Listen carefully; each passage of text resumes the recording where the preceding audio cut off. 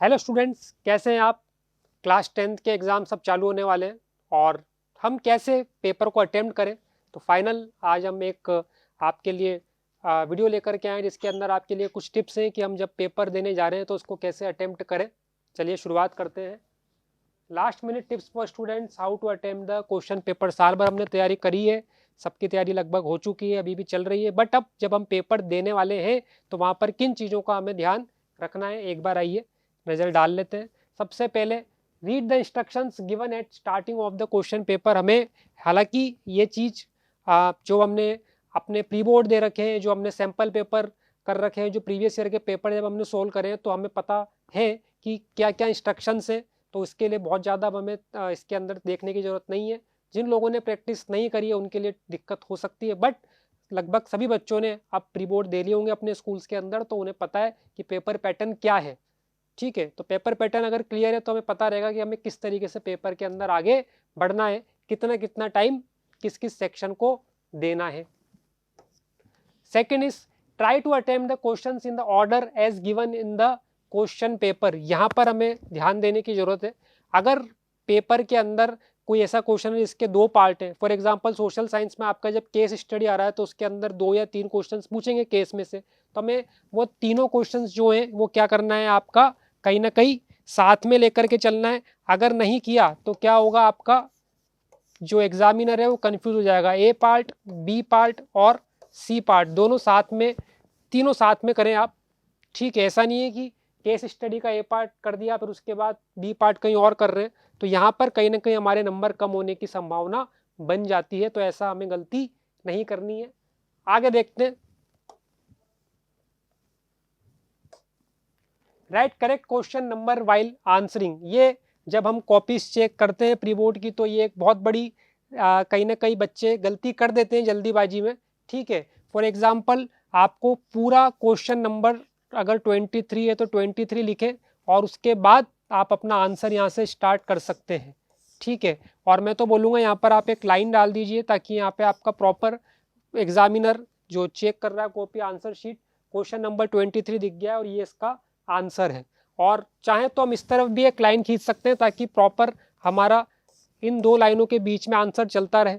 ठीक है, कई बार क्या होता है जब आंसर शीट फोल्ड करेंगे हम यहाँ से तो क्वेश्चन नंबर जो आपने लिखा है थोड़ा सा हिडन रहता है, तो देखना पड़ता है कौन सा क्वेश्चन है। तो हम यहाँ पे प्रॉपर एक अपना लाइन खींच के यहाँ पे क्वेश्चन नंबर लिख दें। ठीक है, तो इस चीज का हमें ध्यान रखना है, आपका कंफ्यूजन ना हो। जब आंसर शीट चेक हो रही है तो एग्जामिनर को कंफ्यूजन नहीं रहना चाहिए। आपका जो भी आप क्वेश्चन कर रहे हैं उसको प्रॉपरली लिखें। दूसरी चीज, जब हम फिर सोशल साइंस की बात करेंगे, जो सेक्शन ए है जिसके अंदर आपके 20-20 एमसीक्यू आने वाले हैं, तो अभी क्या हो रहा है, बच्चे सिंगल पेपर पे यहीं पे आपका 1 2 3 4 5 6 ऐसा करके 20 जो आपके क्वेश्चन हैं यहीं पे सॉल्व कर देते हैं। ये गलत अप्रोच है। हमें करना क्या है, इसके अंदर आपका ये क्वेश्चन 1 है, इसका आंसर फॉर एग्जांपल आपका सी आ रहा है तो यहाँ पर सी लिख करके और उसके आगे जो भी क्वेश्चन पेपर में सी ऑप्शन में दे रखा है उसको लिखें। मतलब आपको दोनों चीज़ें साथ में लिखते हुए चलनी है। आपका यहाँ पे क्वेश्चन 2 में बी आंसर आ रहा है तो बी लिख दिया और बी के आगे जो लिखा हुआ है मैटर उसको भी यहाँ पे लिख दे। दोनों चीज़ें साथ में लेते हुए चले ताकि एग्जामिनर को प्रॉपरली पता पड़ जाए भैया इसका क्या आंसर है। इस चीज़ का हमें विशेष ध्यान देना है अपना जो सेक्शन ए है जिसके अंदर 20 एमसीक्यू आने वाले हैं। और देखते हैं आगे। Keep your paper neat, avoid cutting. बिल्कुल ये जरूरी चीज़ है।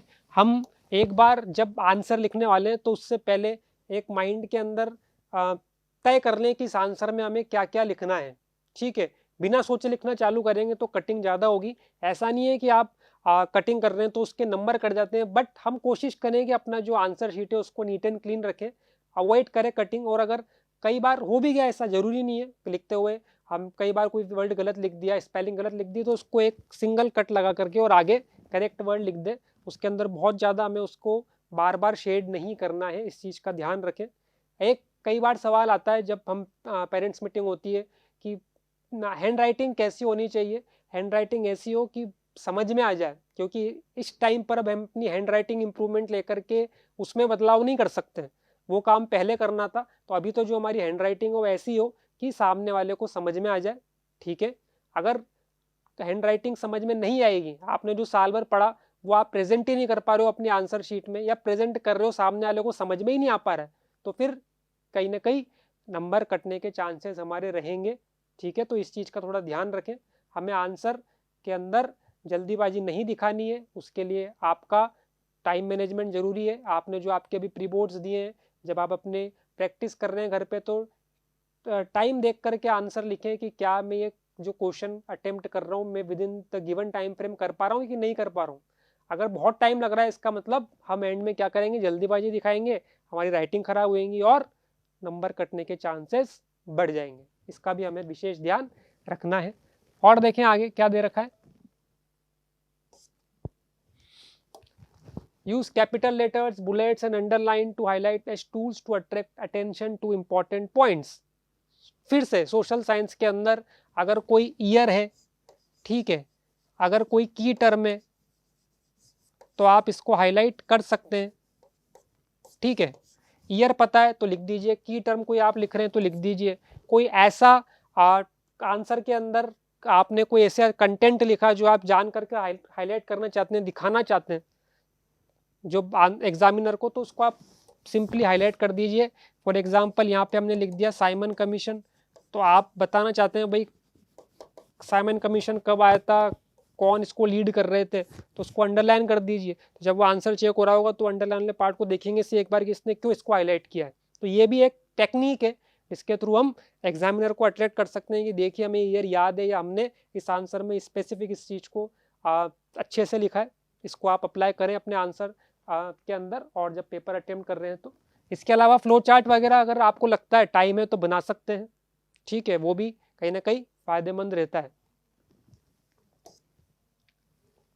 अब अगर हम बात करें तो टाइम मैनेजमेंट की मैं बात कर रहा हूँ, ये एक एस्टिमेटेड टाइम है, ऐसा नहीं है कि घड़ी लेके हमको वहाँ पे बैठे रहना है, बट एक मोटा मोटा जब हम अपना पेपर दे रहे हैं तो हमारे दिमाग में हो कि हमें सेक्शन ये कितनी देर में कर लेना चाहिए, सेक्शन भी ये अप्रोक्सीमेट टाइम है, यहाँ पर मैंने लिख रखा है। आप लगभग एक टाइम तय करके जाएं, मुझे अलग अलग जो सेक्शन है पेपर में उनको इस टाइम के अंदर करके आना है। अगर मैं इसके अंदर ज़्यादा टाइम दे रहा हूँ तो मतलब इस वाले जगह पे आने वाले सेक्शंस में क्या होगा, टाइम कम होता चला जाएगा। और फिर एंड में अपने को रिवीजन के लिए भी 10 मिनट रखने। कई बार होता है पेपर देते वक्त कोई क्वेश्चन छूट गया या बाद में याद आया कि मैंने ये वाला आंसर तो गलत लिख दिया, तो उसको हम टाइम तो उसको हम करेक्ट कर सके, टाइम ही नहीं मिलेगा तो क्या होगा, हम वापस से पेपर के अंदर पीछे देख नहीं पाएंगे हमने क्या किया, अटेम्प्ट कैसा किया है। ठीक है, तो ये जब आप वीडियो देख रहे होंगे इसको पॉज करके एक बार देखिएगा कि क्या हम इस तरह का कोई अपना प्लान बना सकते हैं, और बनाना ही पड़ेगा अगर हमें टाइम पे पेपर कंप्लीट करना है तो। स्ट्रक्चर और answer properly, answer with in the word limit, ये तो कई बार हर कोई आपसे कह रहा होगा, हर टीचर कह रहा होगा।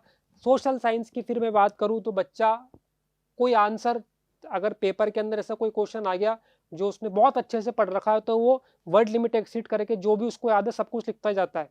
अभी जब हम कॉपीज चेक कर रहे थे प्री बोर्ड की, तो आपका 3 नंबर का क्वेश्चन है बट उसके अंदर बच्चे ने 1 पेज लिख रखा है, 1.5 पेज लिख रखा है, तो कहीं ना कहीं ये चीज़ हमें नहीं करना है। वर्ड लिमिट को ध्यान में रखते हुए हमें अपने आंसर्स को देना है, क्योंकि अगर हम किसी क्वेश्चन के अंदर जो वर्ड लिमिट है उसको एक्सीड कर रहे हैं तो कहीं ना कहीं आने वाले क्वेश्चंस के अंदर हम टाइम कम देंगे और फिर वहाँ पे जल्दीबाजी होएगी और गलती होने की संभावना बढ़ जाएगी। वर्ड लिमिट का ध्यान रखें। Never attempt a question consisting of 2 parts at wide different places in the answer book, ये मैं पहले डिस्कस कर चुका हूँ। आपको अगर क्वेश्चन का 2 पार्ट है 3 पार्ट है तो उन्हें साथ में करना है, अलग अलग जगहों पे नहीं करना है। एक और चीज, आप अभी जब हम कॉपीज चेक कर रहे थे तो आंसर लिखते वक्त जैसे किसी आंसर के अंदर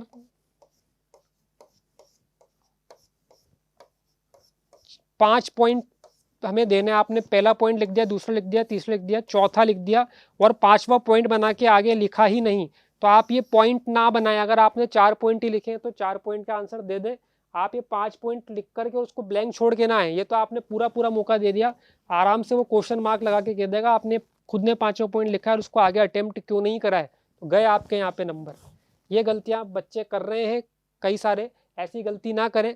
आपको जितने पॉइंट लिखे हैं उतना लिख करके आना है, एक्स्ट्रा पॉइंट लिख के उसको आगे खाली छोड़ के बिल्कुल भी नहीं आना है। अगर ऐसा कर रहे हैं तो गलती है बहुत बड़ी है, इसको आप ध्यान रखना हर पेपर में।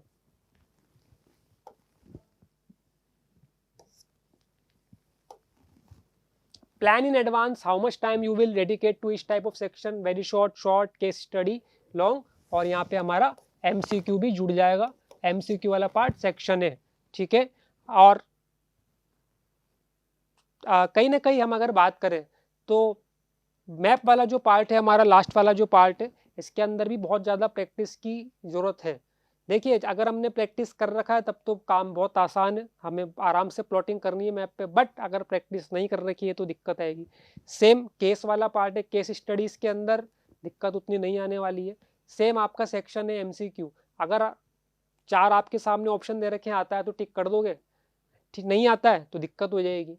आपका क्विट इंडिया मूवमेंट कब स्टार्ट हुआ ईयर पता है तब तो वैसे टिक कर दोगे, नहीं पता तो दिक्कत हो जाएगी। तो हमें इस चीज़ के लिए भी प्लानिंग रखनी है दिमाग में एडवांस में कि अगर 20 क्वेश्चन आ रहे हैं, 1-2 क्वेश्चन अगर ऐसे आ जाते हैं जो नहीं हो रहे हैं तो उनके लिए वहाँ पर पैनिक नहीं होना है, छोड़ करके आगे बढ़ जाएं। हो सकता है कुछ देर बाद आपको वो पार्ट याद आ जाए और आप उसको अच्छे से अटेम्प्ट कर दें, ठीक है।